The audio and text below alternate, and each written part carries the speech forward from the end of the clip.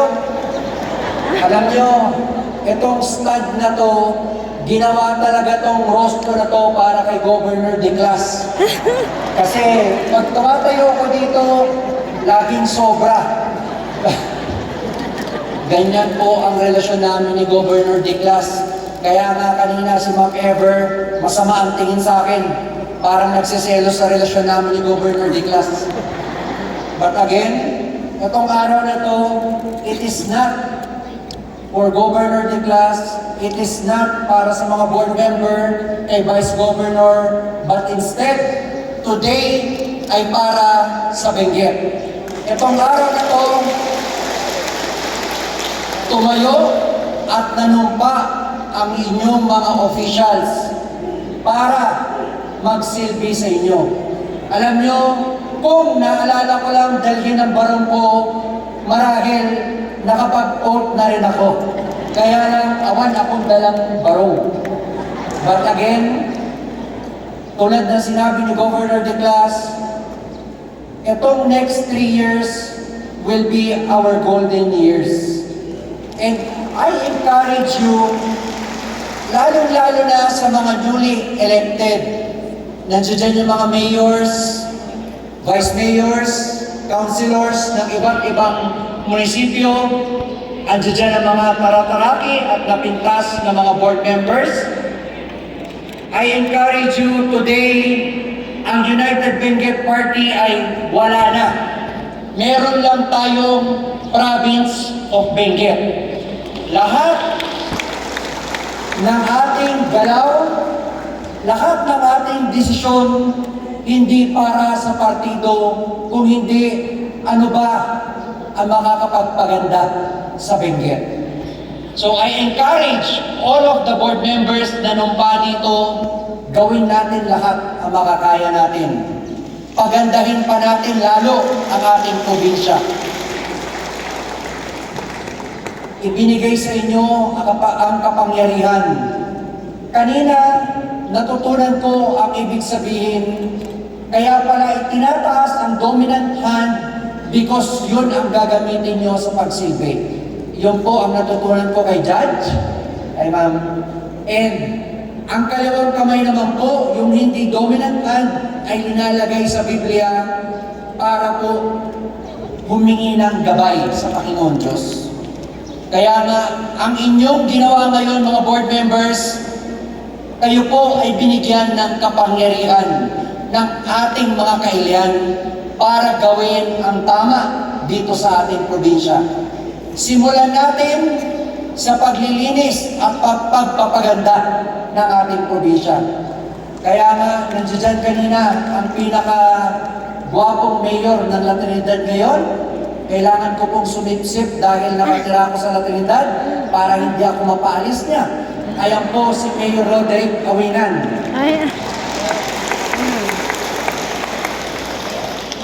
Every time na pumapasok ako sa Kongreso, maraming congressman ang nakatira sa Benguet, sa Alpalan. Halos may mga 8 congressman ang nakatira sa Alpalan. Every time na pumupunta ako sa Kongreso, lagi nilang sinasabi, Congressman Yap, ang ganda-ganda ng Benguet. Kaya lang, bago kami mag-adjourn, sabi nila, Congressman, bakit dati kapag dumadaan kami papuntang Alpaland, yung magandang view deck ay naging parkingan ng mga sirang truck?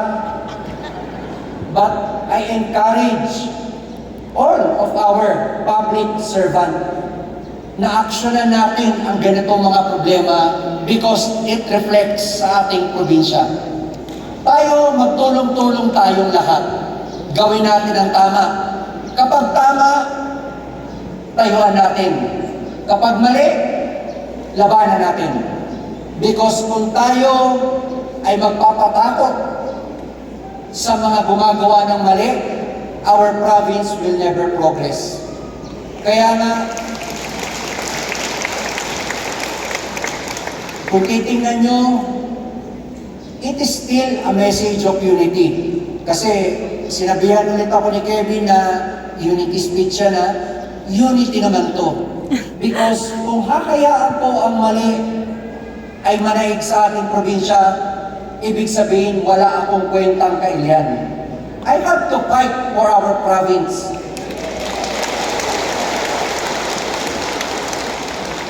I have to do what is right.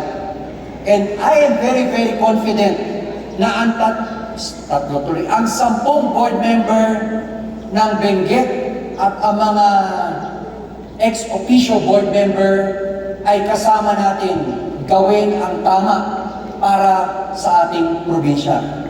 And syempre, kailangan natin pagandahin ngayong 3 taon ang Benguet para pag-upo ng aking minamahal na kaibigan, ever kaibigan ko hindi kaibigan, na si Governor Declas, ay mas mapapaganda pa ang Benguet. Palakpakan po natin ang governor natin na talaga namang sinamahan tayo, sinamahan ako simula pandemic hanggang ngayon kasama ko pa rin magsilbi. At isa lang naman ang pangako ko, kapag siya po ay naging national na, hindi ko rin siya iiwan at hindi ko rin kayo iiwan. Nandito pa rin ako sa Benguet to guide and to protect our province. Kaya na mga kailian, today is a good day. Because ngayong araw na to, formally nagsisimula ang tungkulin ng mga bagong board members, ng mga bagong mayors, bagong vice mayor, bagong councilor, at ng ating bagong vice governor na napakaganda ngayon. Hindi ko alam, dapat pala ang tinakbuhan ko vice governor kasi gumaganda pala. Siguro pag naging vice governor ako, gagwapo din ako. Kasi nakita ko si Ma'am Betbet simula sa Congress pa lang, pero ngayon pa siyang nag-debut. Napakaswerte ni Mr. Kepes. Isang napakabatang Mary Rose Pongwan Kepes ang nasa harap natin ngayong araw na to. Kaya nga mataas ang aking pananalig na gaganda ang ating probinsya dahil subok na ang serbisyo ng ating Governor Melchor Declas at meron tayong Vice Governor na napakaganda, parang si Ate Vilma Santos. Na I'm sure she will prioritize sa kanyang pondo yung livelihood. Medyo mababawasan muna yung mga seminar, tututok si Ma'am Rose pagdating sa livelihood para maibigay ang tunay na serbisyo sa ating mga kailian. And with the new sets of board member na very, very confident ako, naging mayor, graduate na mayor, yung mga iba, ilang taon na nagsilbing board member, I'm very, very confident na mas marami silang magagawa. Itong 12 sangguniang panlalawigan, mas marami silang magagawa because yung kanilang bonding, yung kanilang experience ay magsasama-sama po para magbigay ng pinakamagandang serbisyo na makikita natin ngayon sa Benguet. Palakpakan po natin ang ating bagong board member, ang ating Vice Governor na kamukha ni Vilma Santos, pero parang mas maganda pa siya. At syempre, ang ating Governor Melchor Declas. Pwede po bang mag-side comment muna bago tayo magmangan? Yan, napansin ko, bagong gupit lahat ng mga board member. Si Board Johannes Amuasin, nawala ang long hair. Mas bagay sa iyo yan. Ayan, si Mayor Armando Lauro, sorry mayor pa rin ang tawag, parang nagpa-parlor pa. And syempre, hindi ko man malakat yung mga kaibigan natin nandito, yung mga iba nakikita ko lang kasi medyo malabo yung mata ko. Syempre, ang ating Golden Brown Vice Mayor ng La Trinidad, ayan, Vice Mayor Galwan, Mayor Awinan, nandiyan po kanina, nadaanan natin si Mayor Pasiwen, Mayor Smith, at syempre, kasama dito yung sa PCN, si Councilor Behis, nandiyan ba? Ayan po, si Councilor Gary Behis ng PCL. At siyempre, yung mga ibang councilors pa po na nandito ngayon, congratulations po. Napakahirap ng tungkulin. Alam nyo, kung sa tingin nyo mahirap mangampanya, mas mahirap magsilbi. But, yung pagsisilbi natin, napapalitan ng saya at sarap. Saya kapag nakikita namin kayo na satisfied sa serbisyo namin. Sarap na fulfilled kami dahil alam namin maganda at marami kaming natulungan. Kaya nga, yung mainit yung pagtanggap, hindi kahit kailanman mapapalitan yan ng kahit anong medalya, na kahit na anong posisyon. I always tell everybody that position is just temporary. Ang pagiging congressman ay temporary. Kung makikita nyo nga, yung pagpoproclaim, ang tagal-tagal pa, because ganyan talaga ang buhay. There is always time, di ba? Yan po yung sinabi ko sa inyo ng eleksyon. There is always time. Time to be great, nung tayo ay congressman. Ngayon, mamayang alas 12, time to be nobody, because ako ay si Eric Yap na lang. But again, the most important thing is yung nagawa ko sa Benguet, na alam ko marami tayong natulungan, marami tayong na-inspired. Yan ang challenge ngayon sa lahat ng public servant. Gawin natin ang lahat for the next 3 years. Let's do it hindi para botosan tayo sa susunod. Let's do it para mag-iwan tayo na magandang legacy. Sabi ko nga sa inyo,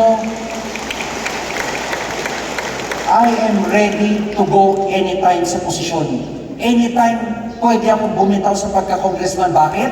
Kasi alam ko binigay ko ang lahat nung ako ay congressman. Kaya wala akong pagsisisi. Hindi ako nagsisisi kung hindi man tayo ma-proclaim, kung ano man mangyari sa atin. I don't have any regrets. Kasi ginawa ko ang lahat. Yan po ang gusto kong maging mentality ng lahat ng public servant dito ngayon. Is to do your best so that the time comes na wala na tayo sa ating posisyon, wala tayong what if. What if ginawa ko to? What if ginawa ko to? Ginawa ko yan. Ang masasabi lang natin, we did our best. Ginawa natin ang makakaya natin at naramdaman tayo ng tao. Kaya nga po, my parting message for today, hindi forever, ngayon lang. My parting message for today is, mahal na mahal ko kayo. Kasi tinanong ako nung last 2 weeks ng family ko, para akong na-set up noon lahat kami, tinanong ako, worth it ba yung pinagdadaanan mo? Ginawa mo ang lahat, tapos ganito yung ginawa sa'yo, ganyan-ganyan. Ang sabi ko, yes. Kahit papatayin ako, worth it pa rin kasi binigay ko ang lahat and I serve with my heart. Ginawa ko ang lahat at yan kahit kailan hindi mananakaw yan. Kaya nga, to all the public officials, kapag tayo na-touch natin ang buhay ng mga kailian natin, kahit na anong demanda yan, anong kaso yan, kung ano man kaso yan, hindi nila kayang tanggalin yung ginawa natin because it will always remains sa puso ng mga kailian natin. And that is the most important thing. That is the most important thing sa buhay ng isang tao. Yung magmahal ka at yung mahalin ka rin. Kasi sabi ko nga sa inyo, ang posisyon, maging congressman ka ng habang buhay, kung hindi ka mahal ng tao, awan silbi lahat yan. Kahit na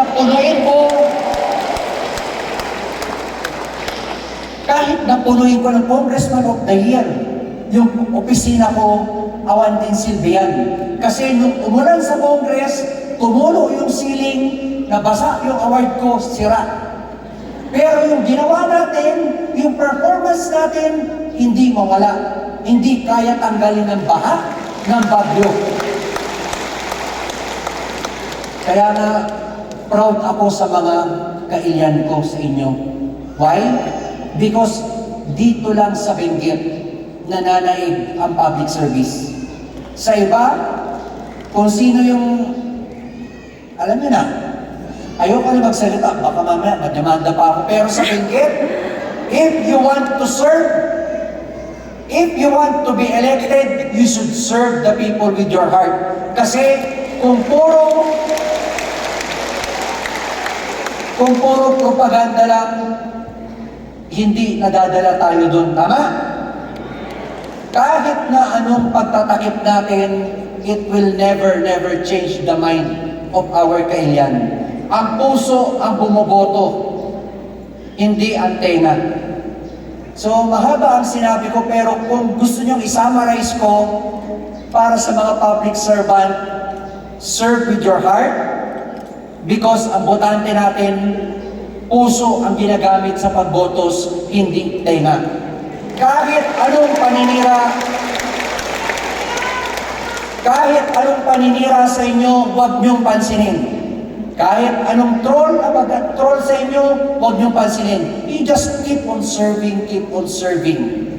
At the end of the day, yung kailian nyo, our kailian will appreciate our services.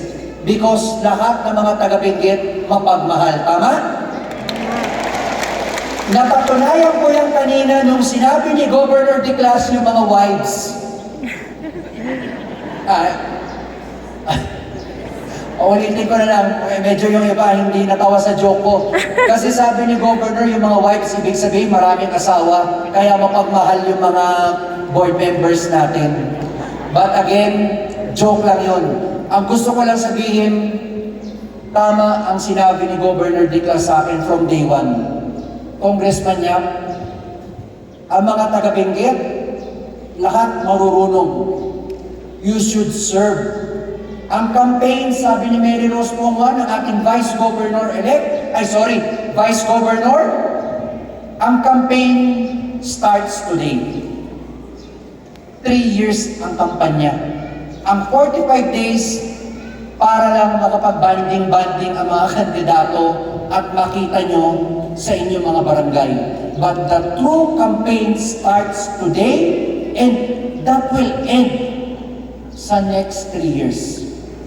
Kaya nga, maraming salamat na kahit wala pa tayong proclamation, pinagsalita tayo ni Governor Declas dito. And miss na miss ko na kayo. Miss you Huwag kayong too. magalala, next week, andun naman ako sa Barangay Losod next week. Iikot tayo sa lahat ng barangay. Magdadala tayo ng pag-asa, ng simbolo sa bawat barangay. The services will continue. Di ba, sinabi ko po sa inyo, may pwesto o awan pwesto, our services will continue. Sabi ko nga, kung piso lang ang pera ko, di piso lang rin ang ibigay ko. Kung 100 piso ang pera ko, di 100 piso rin ang ibigay ko. It is not what you give. It is, kumbaga hindi ito how much you give. It is ano yung binigay mo. Ayoko na i-quote yung Bible, pero sabi nga, yung mga bilyonaryo ng panahon ni Jesus, nag-donate. Pero yung isang mahirap, piso lang ang donate. Pero sabi ni Jesus, mas malaki pa ang binigay ng mahirap na piso dahil ibinigay niya kung ano ang meron siya. So, ngayon po, tapos na ang aking speech. Medyo natagalan lang kasi na-miss ko talaga kayong lahat. Pasalamat ako, tapos na ang campaign kasi si Governor Declas wala ng timer. Kasi nung campaign, nagkaroon kami ng banding ni Governor, ni Vice Governor Kepes, ng mga board members. Yun yung mga pinakamasayang araw namin na magkakasama, na nagbibiruan, nagkukulitan. But now, back to work. Kaya nga sa mga mayors, tapos na po yung campaign, wala nang UBP, wala nang lakas, lahat tayo, province of Benguet. Next week, mag-meeting tayo para alamin natin yung mga pangangailangan so that Governor Diclas at ako ay matugunan pa namin yung pangangailangan ng bawat munisipyo. Muli po, salamat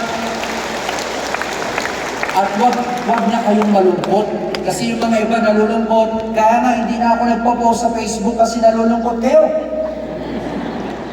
Wag na kayo malungkot. Ramdam ko ang pagmamahal nyo, let me take care of you. Gagawin ko ang lahat. Huwag nyo na akong problemahin. Ang importante, ako na ang gagawa ng paraan para magtuloy-tuloy ang tulong natin dito sa probinsya. Okay po ba yung mga kailan? Wala na malulungkot, ha? And please, I would like to encourage you, yung mga nag-file sa akin, huwag na kayong mag-bash sa kanila, huwag kayong magsisi sa kanila, huwag kayong magalit, please. Kahit na yung mga makayap, hindi makayap, huwag na tayo mag-away-away. From the start of campaign hanggang matapos ako, yan ang paulit-ulit kong mensahe. Walang matutulong yung pag-aaway. Pansinin niyo to. Marami sa post ng Facebook, nagdedebate sila. Ang tanong ko sa inyo, naipagamot ba yung kailangan ipagamot sa pag-aaway sa Facebook? Hindi po. Tulungan nyo na lang akong hanapin ang mga may sakit. Bukas, sarado ang opisina pero kukuha ko ng pondo sa AXIS Party List kasi magagamit natin yan, may papagamot natin sa heart center. Yung mga kailangan ipagamot, uunahin ko muna yung mga kailangan operahan. Hanggat hindi tayo napoproclaim, uunahin ko muna yung mga kailangan operahan sa Maynila, yung mga urgent. Kaya po, pasensya na muna, humingi ako ng pasensya, pero andyan ang AXIS Party List. Ang pondo nila sa medical gagamitin ko para magtuloy-tuloy pa rin ang serbisyo. So, yung pakiusap ko sa inyo, mabalin ba yun? Huwag na tayo makipag-away sa Facebook. Naiintindihan ko yung pagmamahal niyo sa akin at nararamdaman ko. Nagpapasalamat ako sa inyo, but I always encourage you na please, huwag na lang natin patulan. Kapag may nagsabi na masama kay Yap, sabihin nyo, mahal ka ng Diyos. Yun lang.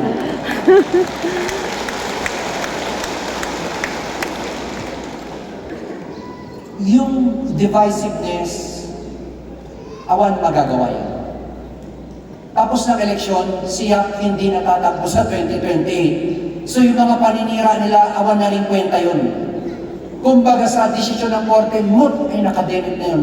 Wala na, tapos na yun kasi hindi na ako magtakbo sa 28. Kaya please, magtulong-tulong tayo. Let's be active. Pag may nakita tayong may kailangan, ilapit nyo sa mga officials nyo. Gamitin natin yung social media para makatulong sa mga nangangailangan. Nag-announce si Governor Diclas kanina, dadagdagan ng scholars. Sabi ni Governor Diclas kanina, hihingi kami ng mga CHED tulong-dulong sa mga senators, kukuha ako ng mas maraming pondo, ilapit na sa amin yung mga nangangailangan. We use social media to help people. Let us not destroy somebody's life through social media. Kaya nga po mga kailian, maging mapagmatyag tayo sa social media. Kamakailan, nag-post ako, may lumabas, 3 birth certificate ni Congressman Eric Yap. Ang isa pinanganak sa Quezon City, ang isa sa Maynila, ang isa sa Davao. But again, kung tayo ay naniwala doon, ano ba natulong sa atin nun? Ngayon po ang sinasabi, Yap, bakit hindi mo ilabas yung birth certificate mo para matapos na? Ginawa ko na po yun sa COMELEC. Kaya nga po kung titignan nyo noong 2021, yung case sa atin natapos, na-dismiss, because naibigay natin lahat ng mga kailangan. But ayoko lang dalhin sa social media yung mga kung ano-ano man kasi walang matutulong sa Benguet yan. Maniwala kayo sa akin. Mahal ko kayo, hindi ko kayo lulukuhin. If I started doing black propaganda, nakikipag-away sa social media, kawawa ang Benguet.